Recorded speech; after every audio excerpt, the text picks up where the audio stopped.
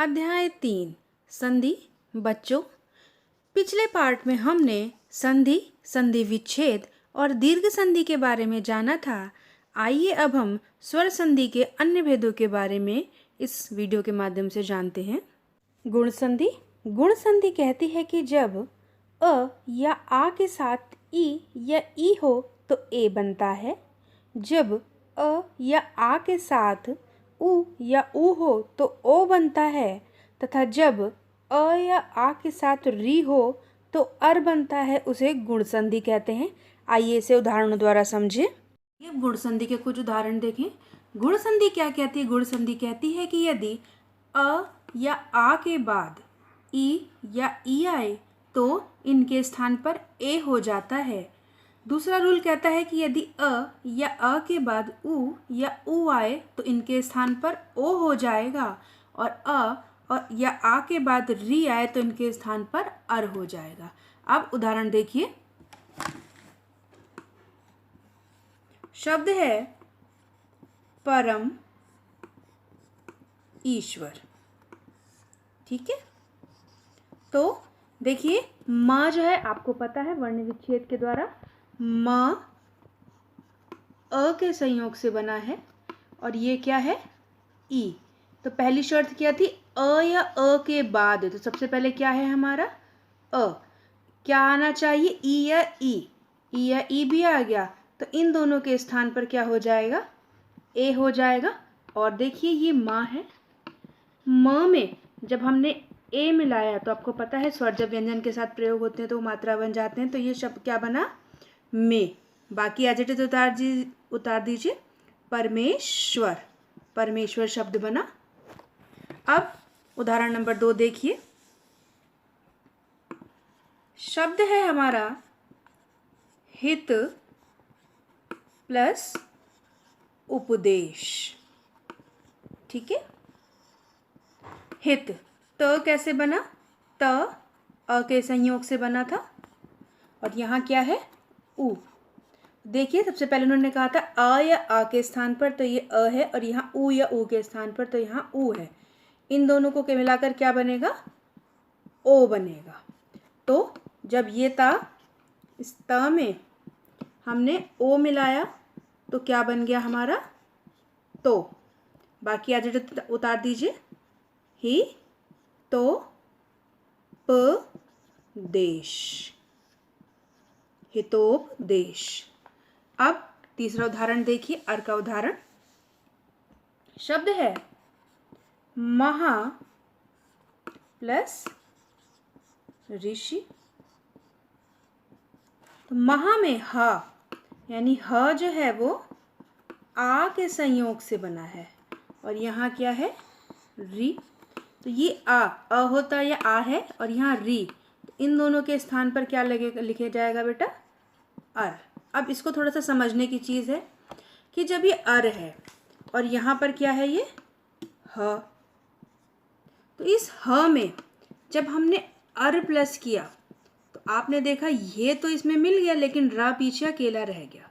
तो ह में अ मिला तो ये ह तो पूरा है और ये र आधा है।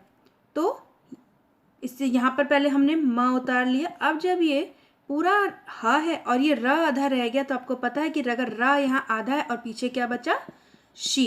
कंडीशन ये है, तो आपको पता है कि ये जो आधा रा है ये अपने अगले वर्ण पर लगा दिया जाता है। तो शब्द हमारा बनेगा मह ऋषि। अब बात करते हैं अगली संधि की। बच्चों आइए देखते हैं यड़ संधि। यड़ संधि कहती है कि यदि ई या ई, उ या ऊ या री के आगे कोई वी जातीय स्वर हो, यानी ई या ई के बाद ई ना हो, उ या ऊ के बाद ऊ ना हो, और री या री के बाद री ना हो, तो इनके स्थान पर य व र हो जाता है। इन्हें यण संधि कहते हैं। आइए इसे उदाहरण के द्वारा समझें।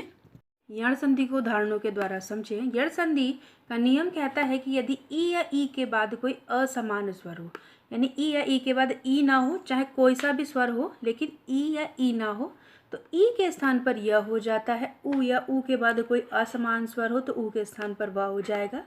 री के बाद कोई असमान स्वर हो तो री के स्थान पर र हो जाएगा। आइए इसे उदाहरणों के द्वारा समझें। उदाहरण है आपका प्रति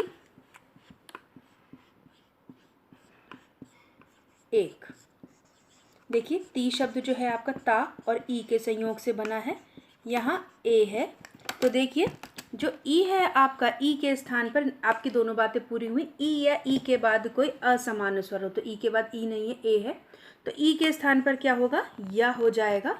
और जब इस य में ये ए मिल जाएगा तो ये दोनों मिलकर ये हो जाएंगे और आधा ता इस प्रकार लिखा जाता है। यहाँ से हमने प्र लिया और यहाँ से हमने क लिया और हमारा प्रत्येक शब्द बन गया। अब दूसरा उदाहरण देखते हैं। शब्द है हमारा सु प्लस आगत।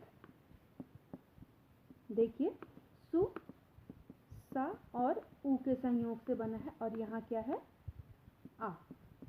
इन दोनों को इसके स्थान पर क्या होगा, हमारा व हो जाएगा और इस व में हमने अ मिलाया तो इन दोनों के स्थान पर क्या हो जाएगा, वा।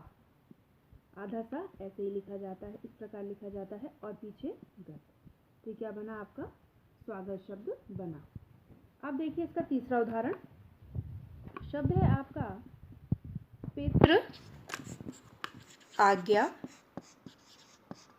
देखिए पितृ में ता और री,